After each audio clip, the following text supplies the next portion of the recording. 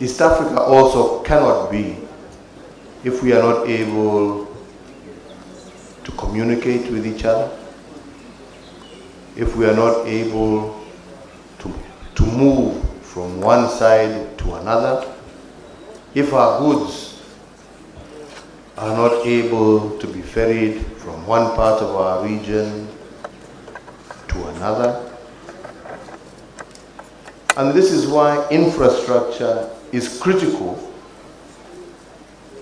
to us achieving our common objective of being a common market. This is why my administration in Kenya has been very keen to see the growth of infrastructure, and infrastructure across the board.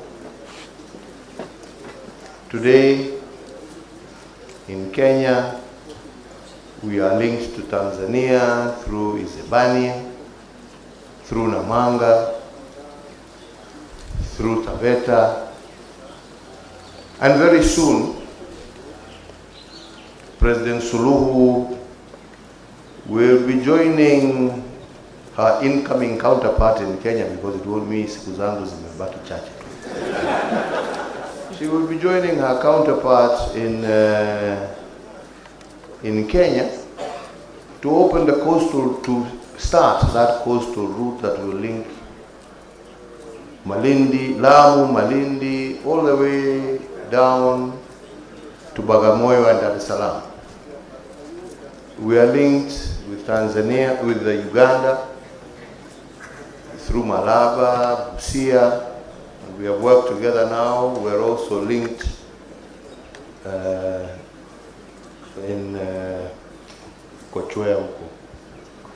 We have another third border where we are linked with Uganda. We are linked with South Sudan. We have done the road from Kitale all the way to the border of South Sudan. And we are working and have started the road now from Garissa to link us to our neighbors in Somalia, Ethiopia. And at the same time, we have also increased our capacity in terms of telecom and fiber to reduce the cost and to extend the outreach.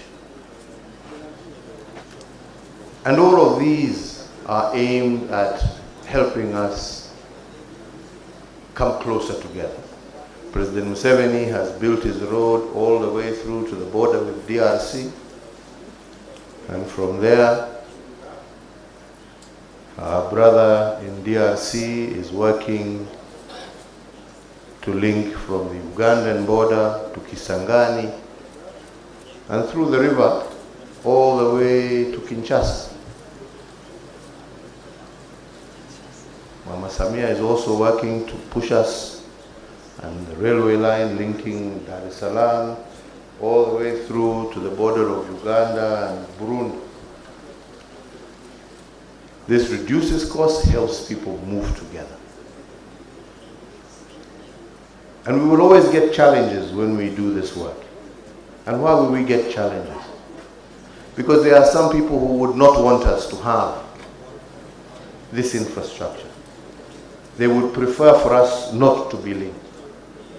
Because so long as we are not interlinked, we remain markets, not producers. So long as we remain markets,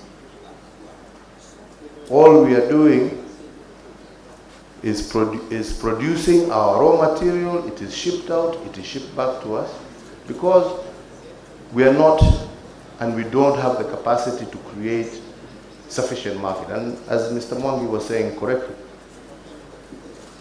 if we were all interlinked and we had this market, we would be able to use our own raw materials, produce for ourselves, be able to distribute to ourselves, and have access also to international markets. But because we are not interlinked, because we are not a common market, because we operate separately, which is what some people want us to be. We remain markets. So the raw material is taken from here, na sisi wajinga ndio tunakuja kununua hiyo tu. Wanaenda wanatengeneza, kazi kwao, pesa kwetu. Sisi ni pesa yetu wanatumia.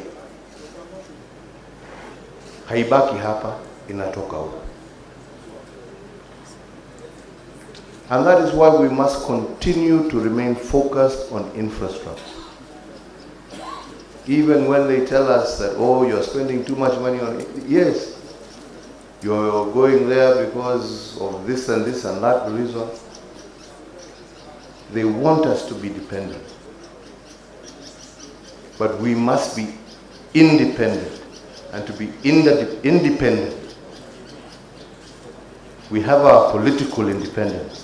But to be economically independent, we must be linked through infrastructure in order for our common market to make sense. We are humbled and profoundly honored to serve your excellent markets. The theme of this retreat is 11 years, hence opportunities, challenges, and the journey ahead. Your Excellencies, if you may, Peter Matuki to make a few remarks. Honorable SG, welcome. Tanzania, and our host today, Rwanda, Mheshimiwa community, Arusha is the middle of Africa. The business is to understand the right track, or we need to be a guest and ensure that we thank your Excellencies for keeping tight. The missions that to be done today. To form a report of the summit tomorrow under the circumstances that we are going through is our track, and that is moving forward. Thank you very much, Secretary General. Your Excellencies, observe when we look at environmental, the third world was recovering from the Second World War. This reset, Your Excellencies, the world has created opportunities through that reset. We all learned from vaccines and regional and national supply chains to community to establish its own local and regional from Russia and Ukraine. The world has suffered an overdependence on Russia and Ukraine to feed the world. Everybody is paying the price.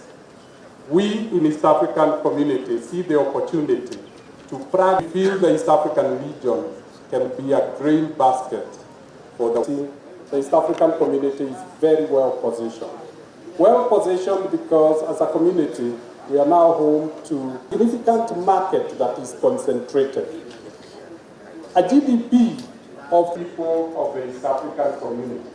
So that we can call ourselves, we attract companies that want to do fertilizer or manufacturing. We feed with youth with a lot of research. And if we can move to transform our region, improve the livelihood of our people, give our young people an opportunity and to participate in the common. Thank you very much.